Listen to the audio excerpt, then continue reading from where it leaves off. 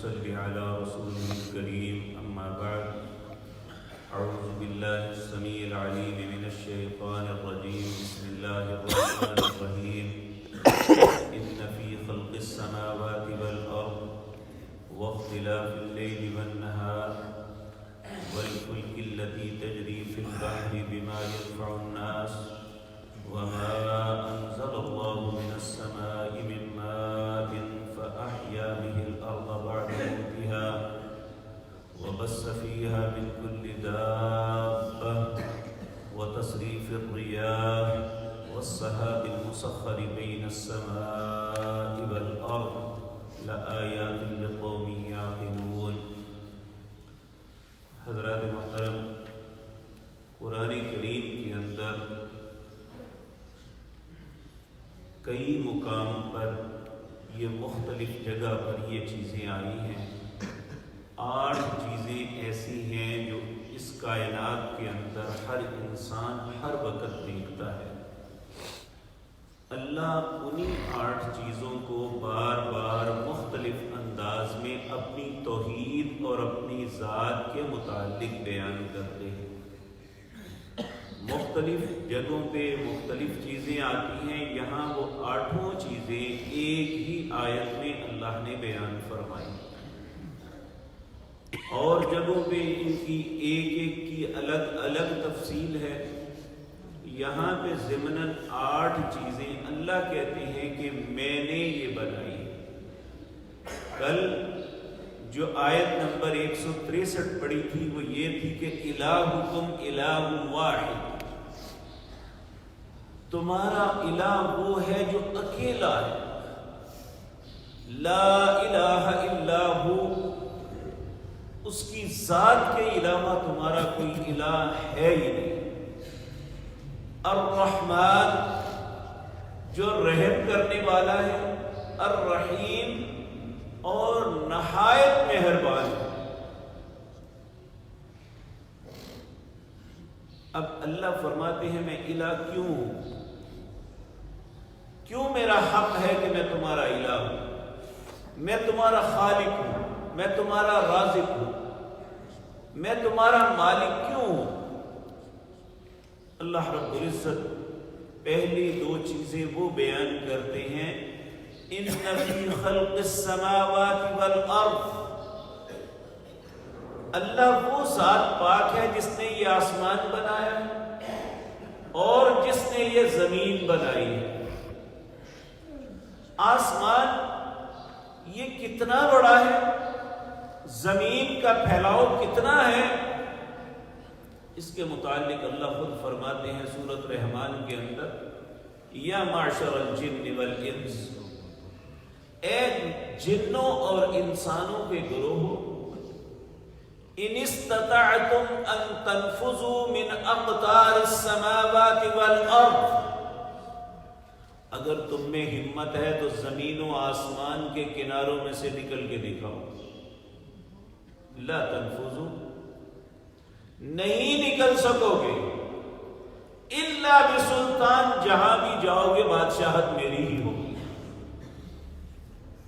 تو اللہ رب العزت فرماتے ہیں ان فی خلق السماوات والارض، یہ زمین و آسمان جس کی وسعتوں کا آج تک کسی کو اندازہ ہی نہیں ہو سکا، اللہ کہتے ہیں میں نے بنائی ہے.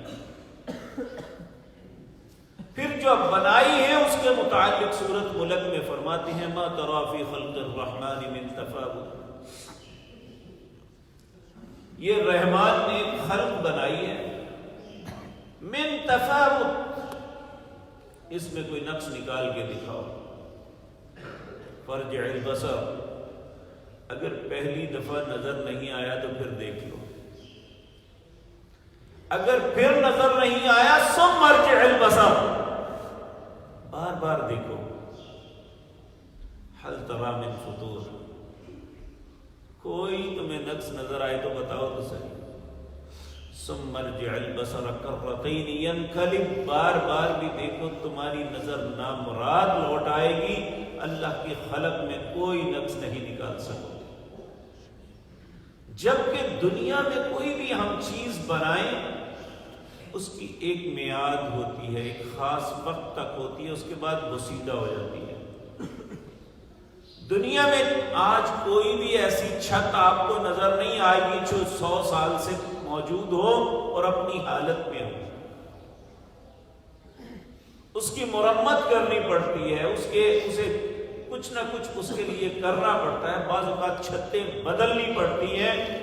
یہ معلوم نہیں کہ دنیا میں وہ شاید فیگر ہی ایجاد نہیں ہوئی کہ کتنا وقت پہلے اللہ نے اس چھت کو بنایا تھا اور اس زمین کو بچھایا۔ یہ کون کرنے والا ہے؟ یہ اس لیے بیان کیا کہ یہ وہ چیزیں ہیں جن کے متعلق کافر بھی مانتے ہیں کہ یہ مخلوق میں سے کسی کا کام نہیں۔ ایک پاگل نے کہا تھا کہ دھماکہ ہوا تو دنیا بن گئی، تو یہ ایسے ملحد لوگوں کی بات کی حیثیت کوئی نہیں ہوتی۔ امام ابو حنیفہ رحمۃ اللہ علیہ، یہ ایک ملحد کے ساتھ مناظرہ ان کا طے پا گیا۔ ملحد اسے کہتے ہیں جو دین کے اندر کجی اور بری باتیں تلاش کرے اور اللہ کا انکار کرتا ہے۔ آج کے دور میں ایسا خناس دیکھنا ہو تو جاوید غامدی دیکھنا۔ تو یہ اس کے ساتھ مناظرہ طے پا گیا۔ مناظرے کا وقت ہوا، لوگ اکٹھے ہیں، وہ ملحد موجود ہے، امام ابو حنیفہ آئے نہیں۔ کافی وقت گزر گیا۔ جب لوگوں کا اضطراب بڑھ گیا تو بالآخر وہ آپ نبودار ہوئے اور آ کے اسے کہنے لگے، میں اپنے دیر سے آنے کی وجہ بیان کرنے لگا۔ کہنے لگا کیا؟ کہنے لگا میں آ رہا تھا تو ایک درخت کو دیکھا، وہ خود بخود کٹ گیا، پھر اس کے تختے بن گئے، پھر وہ جڑنا شروع ہو گئے، پھر وہ ایک کشتی بن گئی اور خود ہی چلی اور دریا میں جا کے تیرنے لگی۔ کہنے لگا یہ کیسے ہو سکتا ہے؟ کہنے لگے بے وقوف، اگر ایک کشتی جو ہے اپنے آپ نہیں بن سکتی تو یہ ساری کائنات اپنے آپ بن گئی۔ تو یہ بات کافر بھی مانتے ہیں، اس لیے اللہ نے ان چیزوں کو دلائل بنایا ہے۔ لیکن یہ بات یاد رکھیں، آگے جا کے آپ کو علم ہوگا، مشرک کو ان باتوں کی عقل نہیں آتی، ساری باتیں جاننے کے باوجود۔ یہ دو چیزیں اللہ نے پہلی بیان کی ہیں جو ہر وقت ہماری آنکھوں کے سامنے ہیں۔ زمین کے اوپر چلتے ہیں، آسمان کو سامنے دیکھتے ہیں۔ اللہ کہتے ہیں ان فی خلق السماوات والارض، اس زمین و آسمان کو میں نے بنایا ہے، اور واختلاف اللیل والنہار، دن کو رات اور رات کو دن میں بھی میں بدلتا ہوں۔ یہ اختلاف میں سورۃ یاسین کے اندر فرماتے ہیں وآیۃ لکم اللیل نسلخ منہ النہار، جس طرح نسلخ کہتے ہیں جس طرح بکرے کی کھال کو کھینچ کے اس سے الگ کرتے ہیں، اللہ کہتے ہیں میں رات سے دن کو کھینچ کے الگ کرتا ہوں۔ یہ میری نشانیوں میں سے نشانی ہے، نسلخ منہ النہار،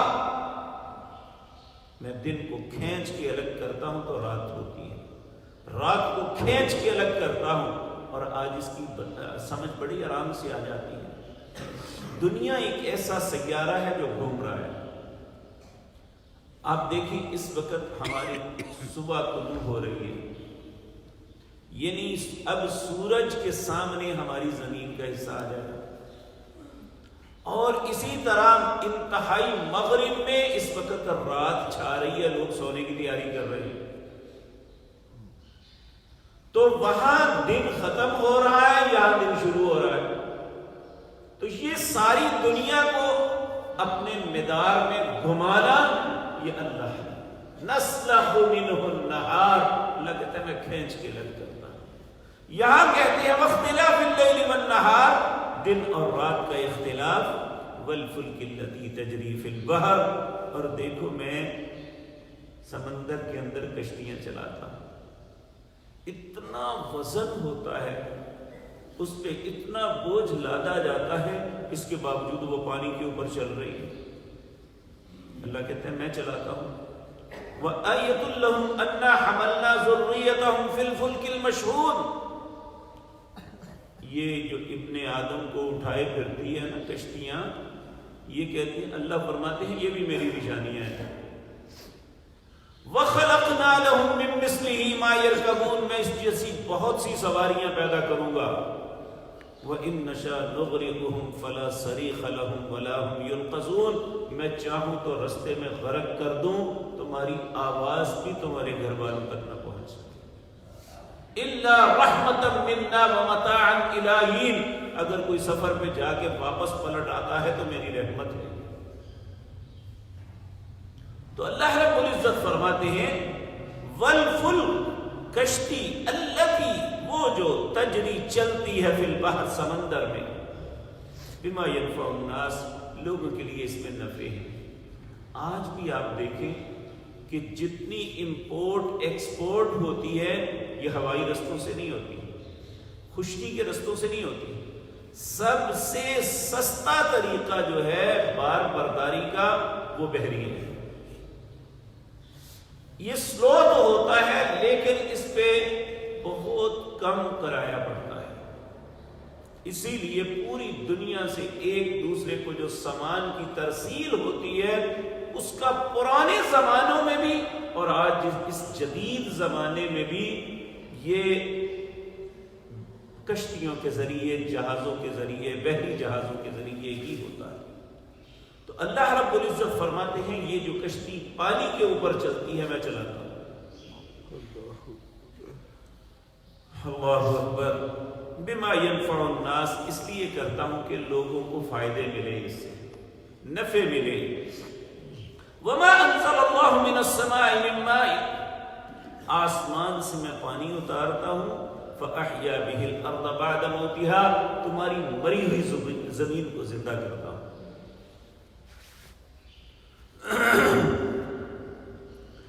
وَبَثَّ فِيهَا مِن كُلِّ دَابَّةٍ، میں نے زمین کے اندر کتنے چارپائے تمہارے لیے بکھیر دیے، گن نہیں سکتے۔ آپ دیکھیں یہ بکرا ہے، اس کی اتنی اقسام ہیں دنیا کے اندر کہ انسان کی عقل تھک جاتی ہے۔ اتنی مختلف شکلیں، مختلف انداز اور جنس ایک ہی ہے، اور کتنی جنسیں اللہ نے پیدا کی ہیں انسان اس کا تصور بھی نہیں کر سکتا۔ لا تحصوها، تم گن ہی نہیں سکتے۔ اللہ فرماتے ہیں وَبَثَّ فِيهَا مِن كُلِّ دَابَّةٍ، میں نے تمہارے لیے چارپائے پھیلا دیے۔ وَتَصْرِيفِ الرِّيَاحِ، ہواؤں کو میں چلاتا ہوں، جیسے چاہتا ہے اللہ چلاتا ہے۔ کبھی موافق ہوائیں ہوتی ہیں، کبھی مخالف ہوتی ہیں۔ جب موافق ہوں تو انسان کے لیے وہ خیر کا سبب بنتی ہے، جب مخالف ہو تو انسان کے لیے سفر بھی دشوار ہو جاتا ہے، چلنا دشوار ہو جاتا ہے۔ تو کہ اللہ فرماتے ہیں یہ میں چلاتا ہوں، تمہارے لیے موافق ہوائیں میں کرتا ہوں۔ اب دیکھیں اگر ہر وقت آندھی رہے تو کیا ہم اپنی زندگی گزار سکتے ہیں؟ تو اللہ رب العزت 8ویں بات یہ کہتے ہیں وَالسَّحَابِ الْمُسَخَّرِ بَيْنَ السَّمَاءِ وَالْأَرْضِ، میں نے آسمان اور زمین کے درمیان بادلوں کو مسخر کیا ہوا ہے، کوئی ستون نہیں، کوئی کچھ نہیں، یہ آسمان اور زمین کے درمیان لٹکے ہوئے ہیں۔ آپ دیکھیں بعض اوقات بادل ہوتے ہیں، جہاز اوورٹیک کرتا ہے تو بادلوں کو چیرتا ہوا گزرتا ہے تو بڑا ہی عجیب منظر ہوتا ہے۔ تو اللہ رب العزت فرماتے ہیں میں وہ ذات پاک ہوں، وَالسَّحَابِ الْمُسَخَّرِ بَيْنَ السَّمَاءِ وَالْأَرْضِ، زمین و آسمان کے درمیان میں نے بادلوں کو مسخر کیا ہوا ہے، معلق کیا ہوا ہے۔ إِنَّ فِي ذَلِكَ لَآيَاتٍ لِقَوْمٍ يَعْقِلُونَ، کیا یہ عقل والوں کے لیے نشانیاں نہیں ہیں کہ رب کو پہچاننے کے لیے کوئی اور بھی دلیل چاہیے؟